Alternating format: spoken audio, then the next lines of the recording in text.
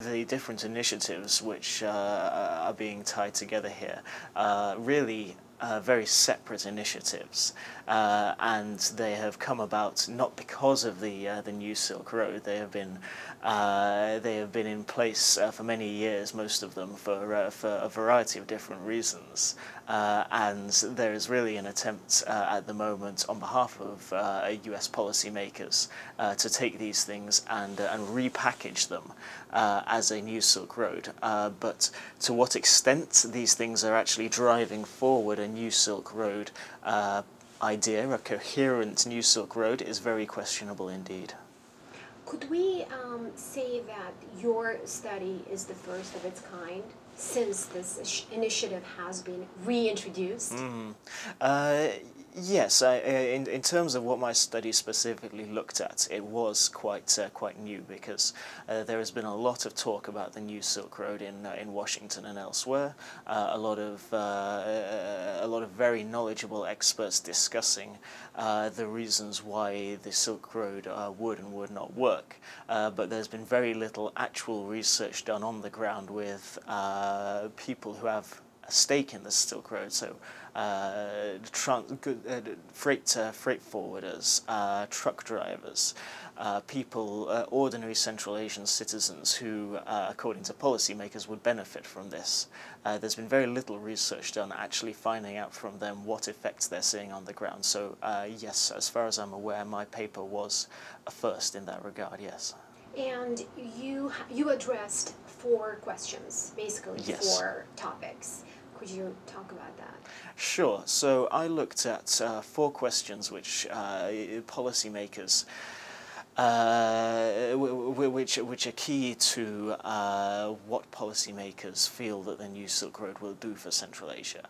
That they feel the New Silk Road will make trade in Central Asia more efficient, that trade will be less corrupt, that ordinary citizens will see benefits from the New Silk Road, and that it will encourage Central Asian states to cooperate more closely with each other. And so I looked at these 4 questions and I tried to find some answers. I asked, has trade become more efficient?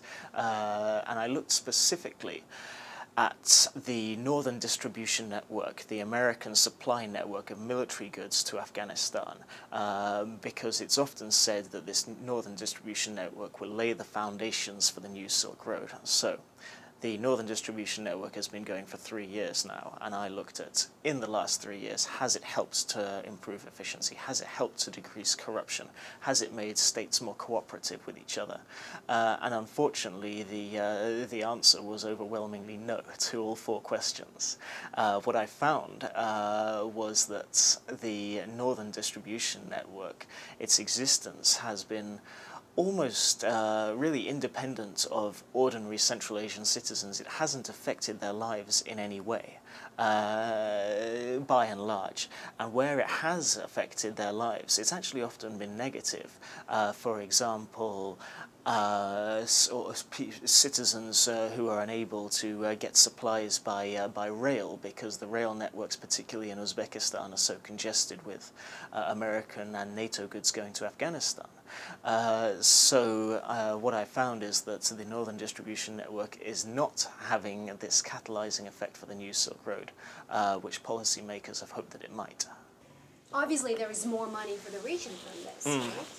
There is more money for the region. I estimate that about $1 billion is flowing to Northern Distribution Network transit companies, transit countries. And it comes as fees?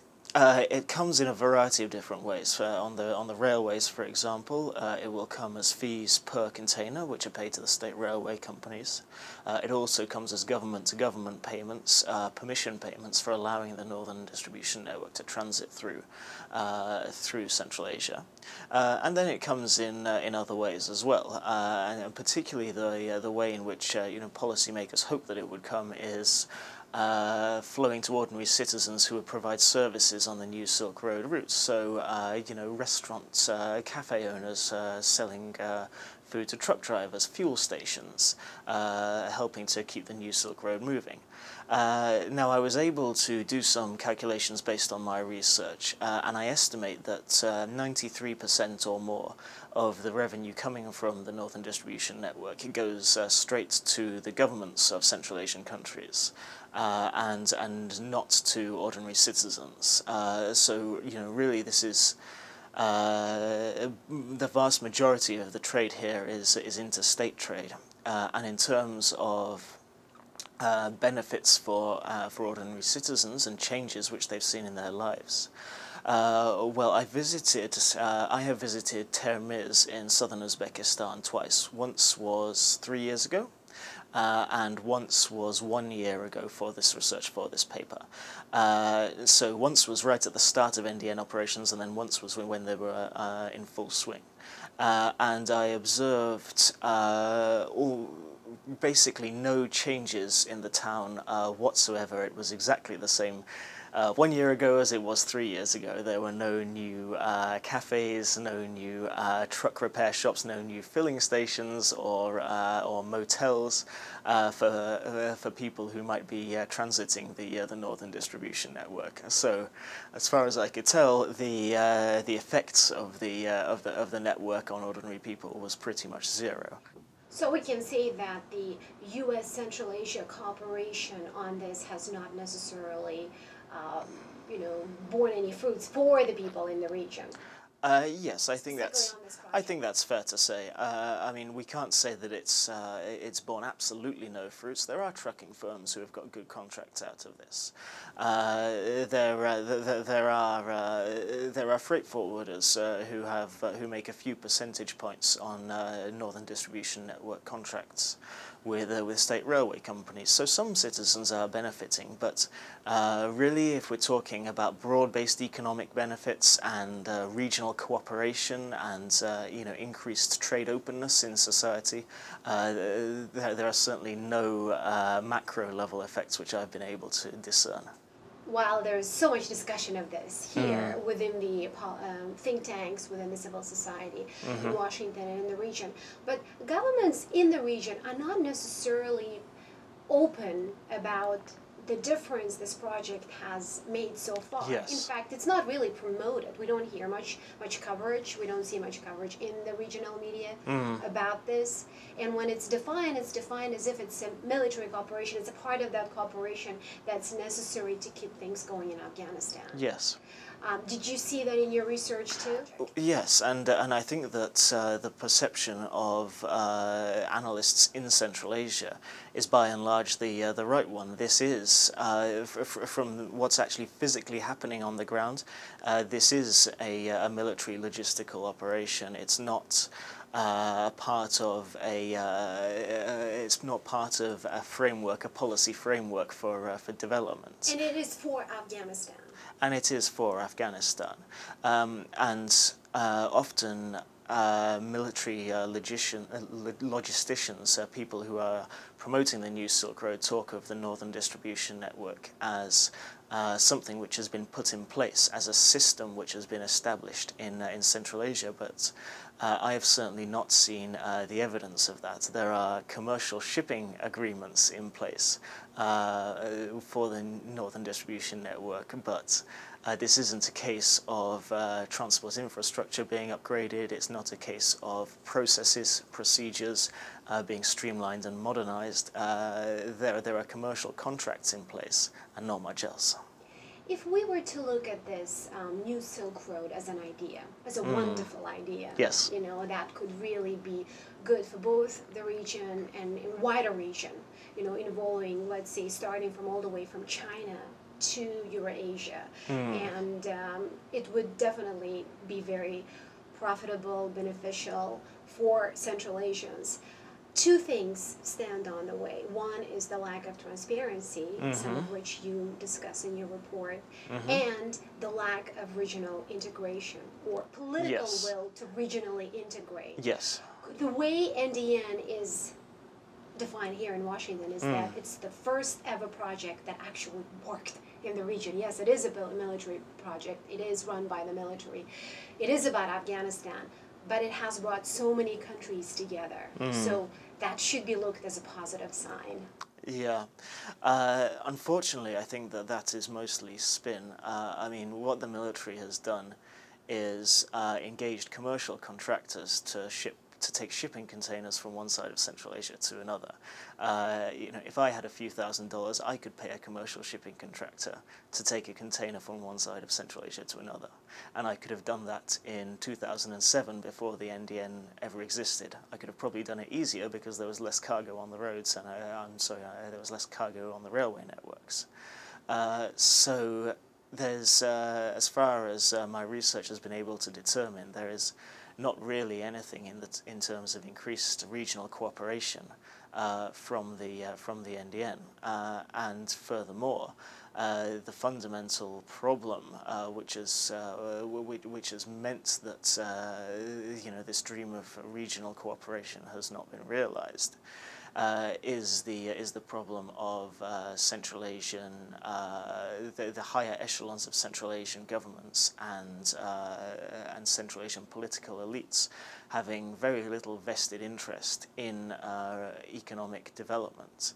You know, we can say that if there was, we can say that citizens of Central Asia would be much better off if the region integrated more, but that's been known since the fall of the Soviet Union. The reason why it hasn't happened yet is because the power elites within the governments of Central Asia do not have their own vested interests in greater economic cooperation. You know, in highly autocratic, graft-ridden states, the priority of the elite is to maintain its power base rather than to give up power by integrating regionally. What are your main recommendations for the U.S. government? So first of all, transparency is a big thing. We know that we need more. We know that there needs to be more transparency in contracting for the NDN, particularly in the wake of the corruption problems which have been experienced with U.S. logistics in the region, at Manas Air Base in Kyrgyzstan, for example. So greater disclosure of payments which are made to Central Asian governments and Central Asian companies for the NDN is one of the main recommendations. Another recommendation is that the U.S. government needs to be more realistic about the political nature of Central Asia at the moment, and as I mentioned in my last points, it needs to be more realistic about the fact that in general, in Central Asia, the policy moves in a direction which benefits the political elite rather than the ordinary citizen, and so coming up with policy structures which are vested in people power is unlikely to work. The United States needs to develop policy which better engages with political elites, by which I don't necessarily mean giving them what they want, but learning how to influence them in a way which is aligned with the US's interests. It makes me wonder how much of this should be heard in the region too. That the lack of debate in the region about this, the future, how to improve trade, how to improve basic transportation system between the countries. You have spent some time in the region traveling. Yes. You have talked to many people. I'm sure you have discussed this with even the officials in different countries. What's their take on this? Well, my overall impression is that in general, you know, lower level officials and businessmen and ordinary people in Central Asia don't tend to think about what to do in order to improve the trade environment, or any other aspect of state structure until the political environment has changed. For example, in Uzbekistan, my overriding impression was that people felt that the government, the higher echelons of the government, would decide what was going to happen, and then they would have to go along with it. And until the nature of the government changed from this highly autocratic, in some ways quite repressive regime, there was no point to people thinking about how better to organize their international trade, because they didn't have a say in it. In your research, let's say you talk to the officials. Yes. In all the countries involved, or? In all the countries involved. The only Central Asian country which I didn't go to was Turkmenistan, partly because it's very difficult to operate there, and partly also because its role in the NDN is very small.